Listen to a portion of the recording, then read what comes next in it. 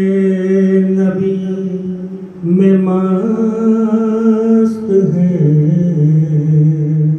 ارض و فلک الگ الگ پائی ہے در سے آپ کے، سب نے چمک الگ الگ۔ الحمدللہ رب العالمین والعاقبۃ للمتقین والصلاۃ والسلام علی سید الانبیاء والمرسلین وعلی آلہ واصحابہ اجمعین، اما بعد، اعوذ باللہ من الشیطان الرجیم، بسم اللہ الرحمن الرحیم۔ ألا إن أولياء الله لا خوف عليهم ولا هم يحزنون الذين آمنوا وكانوا يتقون لهم البشرى في الحياة الدنيا وفي الآخرة لا تبديل لكلمات الله ذلك هو الفوز العظيم۔ صدق الله مولانا العظيم وبلغنا رسوله النبي الكريم الأمين ونحن على ذلك من الشاهدين والشاكرين والحمد لله رب العالمين۔ إن الله وملائكته يصلون على النبي يا أيها الذين آمنوا صلوا عليه وسلموا تسليما۔ اللهم صل على سيدنا ومولانا محمد معدن الجود والكرم وآلہ وأصحابہ وبارک وسلم۔ سبحانك لا علم لنا إلا ما علمتنا إنك أنت العليم الحكيم۔ رب اشرح لي صدري ويسر لي أمري واحلل عقدة من لساني يفقهوا قولي۔ یا مقلب القلوب ثبت قلوبنا واذہاننا علی دینک علی طاعتک۔ میرے معزز دوستوں، دل بندوں، السلام علیکم ورحمۃ اللہ وبرکاتہ۔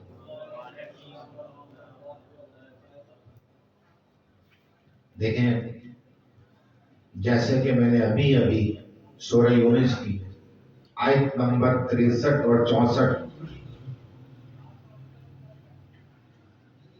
اور 65 آپ کے سامنے پڑھنے کا شرف حاصل کیا۔ اس آیت کا ترجمہ کچھ اس طرح سے، سن لو، بے شک اللہ کے ولیوں پر نہ کچھ خوف ہے نہ کچھ غم، وہ جو ایمان لائے پرہیزگاری کرتے ہیں، انہیں خوشخبری ہے، دنیا کی زندگی میں اور آخرت میں اللہ کی باتیں بدل نہیں سکتی۔ یہی بڑی کامیابی، یہی بڑی کامیابی۔ آج دراصل بیان ہوگا حضرت خواجہ معین الدین چشتی اجمیری سنجیری رحمت اللہ تعالی علیہ کی سوال پر۔ اس کے ساتھ ساتھ آپ کی کچھ کراماتیں بھی بتاؤں گا انشاءاللہ تعالی۔ یہ تو قرآن کی آیت اور اس کا ترجمہ۔ ایک حدیث مبارکہ مزکاہ شریف کی، قال النبی صلی اللہ تعالی علیہ وسلم مثل الذی یذکر ربہ والذی لا یذکر ربہ مثل الحی والمیت۔ اللہ اکبر۔ نبی اکرم صلی اللہ تعالی علیہ وسلم نے ارشاد فرمایا، جو شخص اپنے پروردگار کا ذکر کرتا ہے اور جو شخص اپنے پروردگار کا ذکر نہیں کرتا، ان کی مثال زندہ اور مردہ شخص کی مانند ہے۔ یعنی جو شخص اپنے پروردگار کا ذکر کرتا ہے اس کا شمار زندوں میں کیا جائے، اور جو شخص اپنے پروردگار کا ذکر نہیں کرتا تو اس کی مثال مردوں جیسی ہے۔ ہمیں یہ بات بخوبی سمجھنا چاہیے کہ سرکار دو عالم صلی اللہ علیہ وسلم کی حدیث مبارکہ، تو جتنے بھی اللہ کے ولی ہیں ان کا شمار تو زندگی ہے، ان کی مثال تو زندگی سی ہے، اور جو ایمان والے ہیں ان کی مثال بھی زندگی سی ہے۔ قرآن حکیم کی ان آیات میں اللہ تعالیٰ نے، جو میں نے ابھی آپ کے سامنے پڑھی سورہ یونس کی، اللہ تبارک و تعالیٰ نے اولیاء کرام کا ذکر فرمایا، اور یہ مہینہ ماہ رجب جو کہ اللہ کا مہینہ ہے، سرکار نے فرمایا اللہ کا مہینہ ہے، شعبان میرا مہینہ ہے، اور رمضان میری امت کا مہینہ ہے۔ تو یہ جو مہینہ ہے یہ اللہ کا مہینہ ہے۔ رجب کی 6 تاریخ کو حضرت خواجہ معین الدین چشتی اجمیری رحمت اللہ تعالی علیہ کا یوم وصال ہے، اور اس تاریخ کو اجمیر شریف میں اور پوری دنیا میں اعراس یعنی عرس منعقد کیے جاتے ہیں۔ بنیادی عرس تو وہی ہوتا ہے اجمیر شریف میں جہاں آپ کا مزار شریف ہے۔ خواجہ صاحب کا اصل نام ہے سید حسن، یہ سنجر کے گاؤں میں پیدا ہوئے، سنجر کے گاؤں میں پیدا ہوئے۔ آپ کے والد کا نام سید غیاث الدین، آپ کی والدہ کا نام ام الورا۔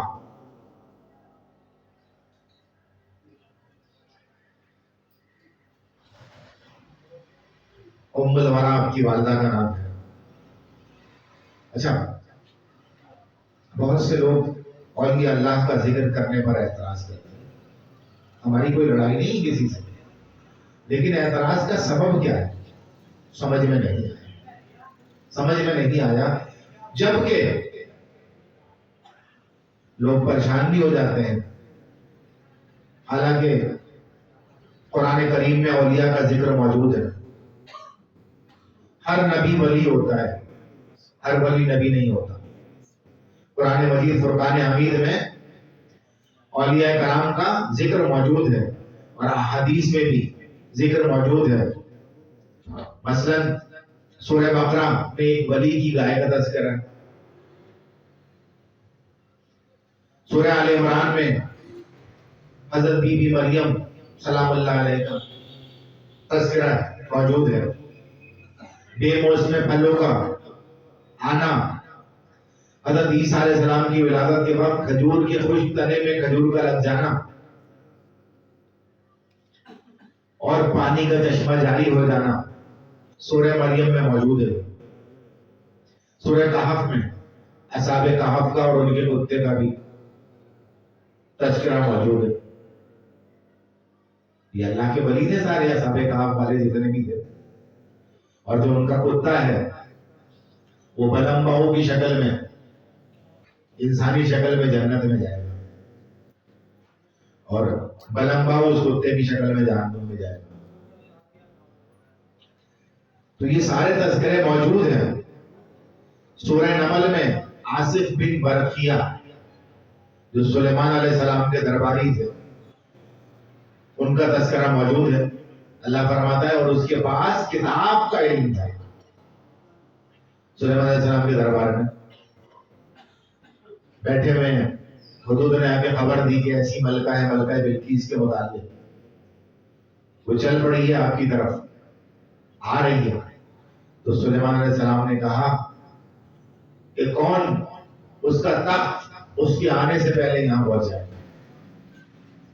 اس کے یہاں آنے سے پہلے یہاں پہنچائے گا۔ ایک عفریت کھڑا ہو، عفریت جنوں میں سے، اس نے کہا کہ آپ کی محفل برخاست ہونے سے پہلے گیا۔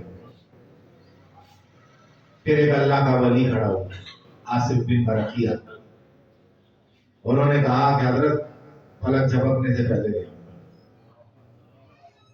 یہ تذکرہ بھی اللہ کے ولی کا موجود ہے قرآن مجید فرقان حمید میں، اور وہ تب آ گیا۔ مشکاہ شریف پڑھیں گے، کرامات صحابہ کا باب موجود ہے پورا مشکاہ شریف میں۔ تفصیل تو کروں بہت وقت درکار ہوگا، لہٰذا اسی پر اکتفا کرتے ہیں، ورنہ پھر خواجہ صاحب کے متعلق جو بیان کرنا ہے وہ رہے گا، ورنہ اس کی اگر تفصیل کروں تو کہاں سے کہاں پہنچ جائے گی بات۔ اللہ اکبر۔ کیونکہ قرآن اور حدیث میں اولیاء کا ذکر موجود ہے، اس لیے ہم اولیاء کا ذکر کرتے ہیں اور کرتے رہیں گے انشاءاللہ۔ لیکن اولیاء کو سمجھنا، ان کی ذات کو سمجھنا وہ بھی بہت ضروری ہے ادب کے ساتھ ساتھ۔ تو ہند الولی عطائے مصطفیٰ خواجہ معین الدین چشتی اجمیری سنجری رحمۃ اللہ علیہ کا آج ذکر کریں گے انشاءاللہ تعالی، ان کے متعلق بات کی جائے گی، کیونکہ یہ جمعہ قریب ترین ہے اور آج کی محفل کو بھی خواجہ صاحب کے نام سے منسوب کرتے ہیں۔ تو آپ کا نام سید حسن اور معین الدین جو ہے نا، یہ آپ کا لقب ہے۔ معین کا معنی مددگار، معین الدین دین کا مددگار۔ اسی طرح عبد القادر، سیدنا شیخ عبد القادر جیلانی کا نام ہے، لیکن محی الدین دین کو زندہ کرنے والا لقب ہے آپ۔ اللہ اکبر۔ تو انشاءاللہ آپ ایک بہت متقی اور پرہیزگار گھرانے میں پیدا ہوئے، نام میں نے بتا دیا۔ اچھا ایک بات بتا دو، ام الورا آپ کی والدہ جو ہے وہ حضور غوث اعظم کی چچا زاد بہن ہے، شیخ عبد القادر جیلانی رحمۃ اللہ تعالی علیہ کی چچا زاد بہن ہے۔ اس رشتے سے آپ غوث اعظم کے خواجہ صاحب بھانجے لگے، یعنی غوث اعظم آپ کے ماموں ہوئے۔ تو ماموں سے فیصلہ ہے، حضور غوث اعظم کی اور آپ کی عمر میں کافی فرق ہے۔ 7 سال کی عمر تک آپ کی پرورش خراسان میں ہوئی۔ ابتدائی تعلیم کا زمانہ والد صاحب کے زیر سایہ گزرا۔ اس کے بعد سنجر کے مشہور اور معروف درسگاہ میں داخل ہوئے، علم تفسیر، علم حدیث، علم فقہ کی تعلیم حاصل کی۔ اچھا ایک بات اور بتا دوں، ولی جاہل نہیں ہوتا، یہ بات میری یاد رکھو۔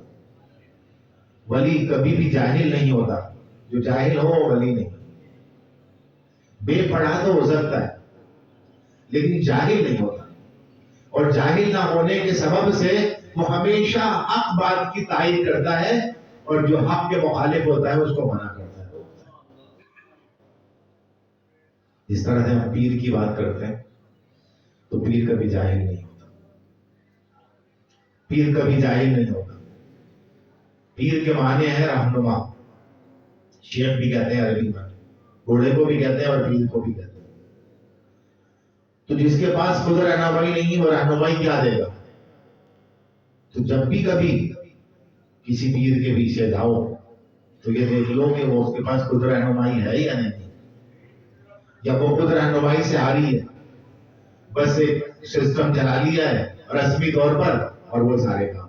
تو جو خود رائے راست پر نہیں ہوگا تو دوسروں کو کیا رائے کرے گا، دوسروں کو بھی پریشانی کرے گا، اور لوگ سمجھ رہے ہوں گے حقیقت میں کہ یار ہم تو بڑا اچھا کام کر رہے ہیں، اس کے ہاتھ میں ہاتھ دے دیا ہے، پکڑ لیا ہے، پتہ چلا وہ خود تو ڈوب رہا ہوگا، تمہیں بھی لے ڈوبے۔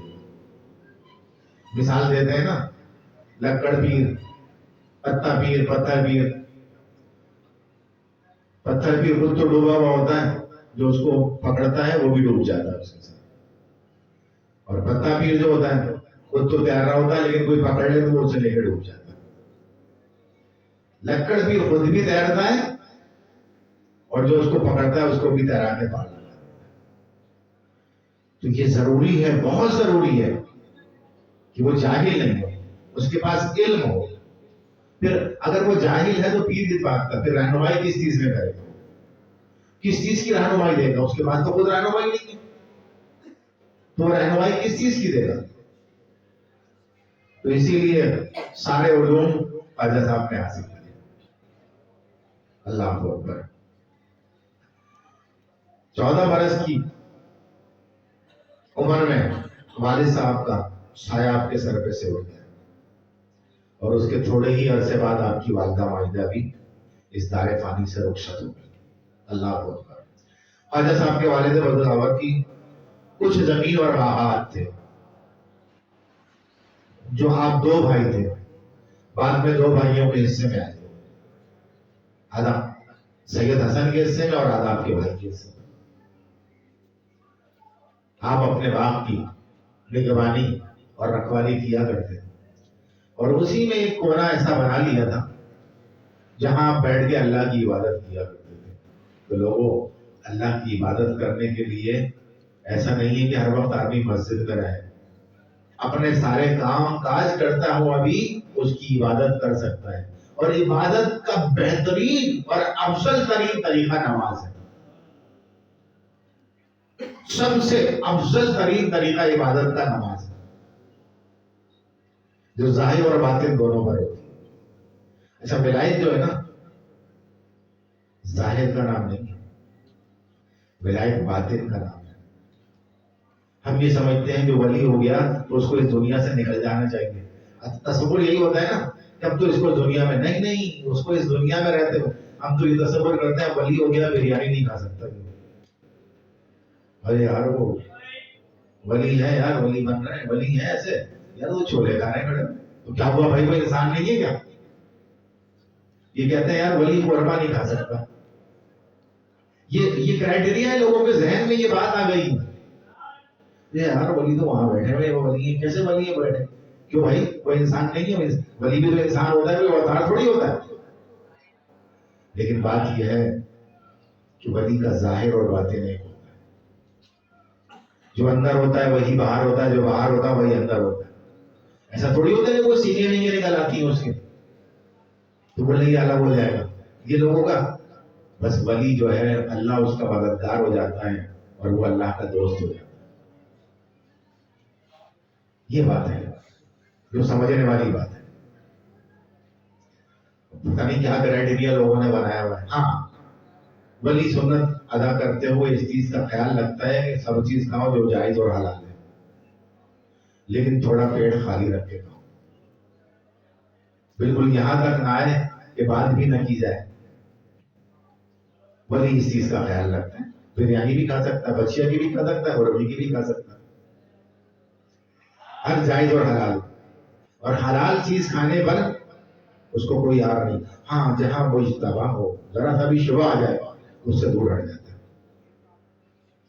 پھر اس کو نہیں کھاتا، چاہے جا کے بظاہر حلال ہے وہ، لیکن اس سے دور رہتا ہے۔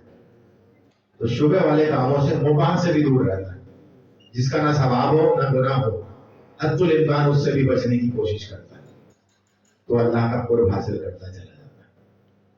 بہرحال خواجہ صاحب اس باغ کی حفاظت کیا کرتے تھے، نگہبانی کیا کرتے تھے، اور عبادت بھی کیا کرتے تھے۔ ایک دن آپ اپنے باغ میں بیٹھے ہوئے مصروف تھے باغ کی دیکھ بھال کرنے میں کہ اچانک ایک شخص آپ کے باغ میں داخل ہوا، جس کا لباس بوسیدہ یعنی پرانا تھا، بال بکھرے ہوئے تھے، پاپوش ٹوٹی ہوئی تھی۔ پاپوش جوتوں کو کہتے ہیں، یہ پاپوش پہلے جوتے بنتے تھے، اس وجہ سے اس کا نام پاپوش ہو گیا۔ تو وہ بھی ٹوٹے ہوئے تھے۔ حال ایسا تھا جیسے داخل ہوا، خواجہ صاحب نے دیکھا، ایک کنارے بیٹھا دیا اور ایک بہت بہترین سانگور کا پوشا توڑا اور توڑ کے ان کی خدمت میں پیش کیا۔ ابراہیم قندوزی نام تھا ان کا، مجذوب تھے وہ، مجذوب۔ اچھا، مجذوب کی اتباع سالک کو نہیں کرنی چاہیے، کیونکہ مجذوب کی اتباع کرے گا تو مجذوب تو جذب میں ہوتا ہے، اور جذب کی کیفیت شریعت سے باہر ہو جاتی ہے، تو اس پر شریعت کا اطلاق نہیں ہوتا۔ بہت سے لوگ بھاگتے ہیں نا اس پر، لیکن جو صحیح و سالم ہے اس پر شریعت کا اطلاق ہوتا ہے، مجذوب باہر ہو جاتا ہے اس سے۔ بہرحال، اور پھر پانی ٹھنڈا پیش کیا، خوش ہو گئے، اپنی جیب میں ہاتھ ڈالا اور ایک سوکھا ہوا روٹی کا ٹکڑا نکالا، کھل جیسا، اور نکال کر اپنے منہ میں چبایا، اور چبانے کے بعد سید حسن کو دے دیا رحمۃ اللہ علیہ، یعنی معین الدین چشتی اجمیری رحمۃ اللہ علیہ، آپ کو دے دیا، آپ نے اس کو چبایا، چبا کر آپ کو دے دیا، آپ نے کھایا اور اس کو پیٹ میں نکل لیا۔ پیٹ میں اتارتے ہی آپ کا دل و دماغ ایسا روشن ہوا کہ دنیا آپ کے دل سے نکل گئی۔ دنیا آپ کے دل سے، یعنی دنیا کی رنگینی آپ کے دل سے نکل گئی، دنیا کی طلب آپ کے دل سے نکل گئی، دنیا نہیں چھوڑ دی، کیونکہ دنیا میں رہتے تو روزہ رکھنا ہے، دنیا میں رہتے تو نماز پڑھنی ہے، دنیا میں رہتے تو جھوٹ نہیں بولنا ہے، یہ تو دارالعمل ہے۔ یہاں پر جب عمل کریں گے تو پھر قبر کے معاملات اور حشر کے معاملات آسان ہوں گے۔ دنیا تو اسی چیز کی جگہ ہے، تو دنیا نہیں چھوڑی، دنیا کی رنگینیاں دل سے نکل، اس کی رغبت دل سے نکل۔ بہت سے لوگ کہتے ہیں نا یہ دنیا نہیں، اسلام یہ درس نہیں دیتا کہ تاریخ دنیا ہو، اس کی چاہت ختم کر دو، ضروریات پوری کرو، اور پھر خواہشات جب ضروریات پوری ہونے لگتی ہیں تو وہ خواہشات خود بخود ضروریات بننے لگتی ہیں اور وہ پوری ہوتی چلی جاتی ہے۔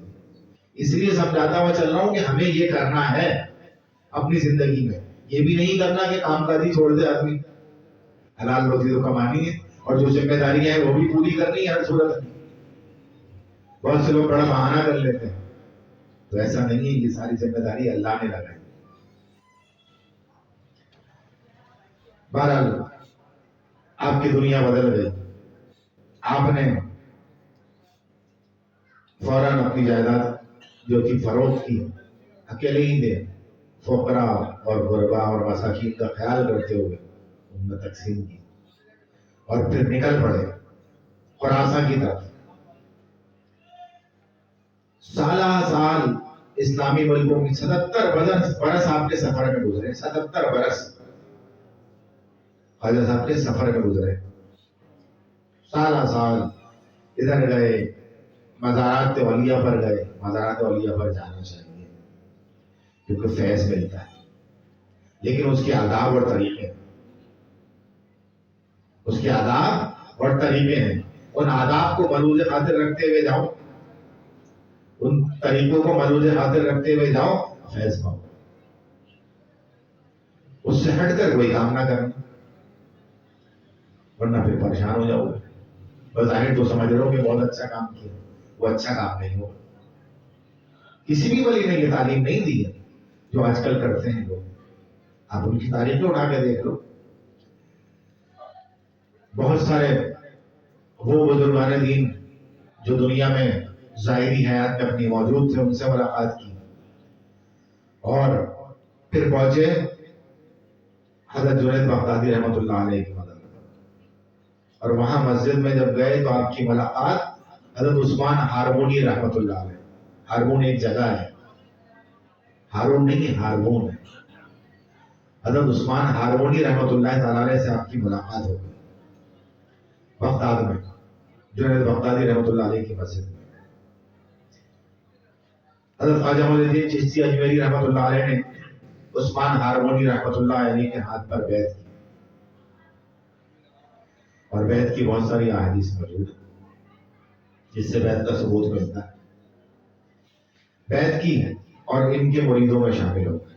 حضرت عثمان ہارمونی رحمۃ اللہ علیہ اپنے مریدین کو لے کر مکہ مکرمہ گئے اور بیت اللہ کا طواف کیا، بہت سارا میں نے مختصر کر دیا کہ کس طرح سے آپ کے ساتھ، کیونکہ وقت بہت کم ہے، پھر بیان مکمل نہیں ہو پائے، وہ پوری جو اگر لائف بیان کروں نا جو اپنے مرشد کے ساتھ گزاری وہ ایک بہت بڑا معاملہ، کہاں گئے، پھر جنگل میں گئے، پھر سارے مریدین بھاگ گئے، دیکھ کے خواجہ صاحب کھڑے گئے تو سب کچھ انہوں نے خواجہ صاحب کو عطا کر دیا، جو کچھ بھی ان کے پاس تھا، یعنی عطا۔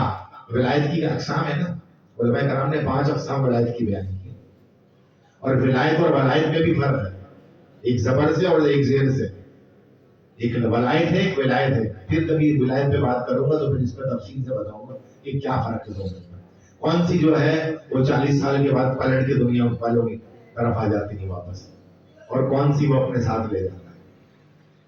تو 5 اقسام بتائیے: ولایت وہابی،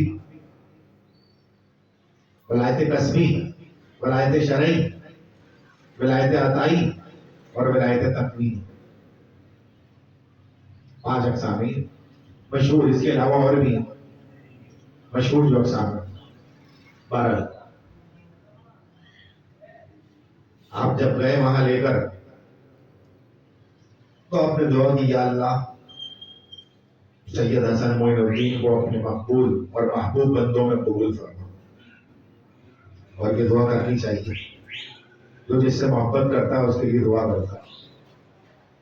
بلکہ ہم تو کہتے ہیں کہ کل عالم کے لیے دعا کرو: یا اللہ کوئی بھی تیرے عذاب میں مبتلا نہ ہو، سب رائے راست پر آ جائے. ہماری کسی سے کیا دشمنی ہے؟ اگر رائے راست پر لوگ آ رہے ہیں تو ہمیں کیوں برا لگ رہا ہے؟ کس لیے برا لگے؟ کیوں؟ جو مقام جس کا ہے وہ اس کو ملے گا اور دیا جائے گا. وہ تو رب کی طرف سے ہوتا ہے نا. تو حتی الامکان انسان کو کوشش کرنی چاہیے کہ سب لوگوں کے لیے خیر اور بھلائی کی دعا کرے. دعا کی: یا اللہ اپنے مقبول بندوں میں شامل فرما. تو کہتے ہیں کہ ہاتف غیبی سے ندائی ہم نے اسے قبول کی.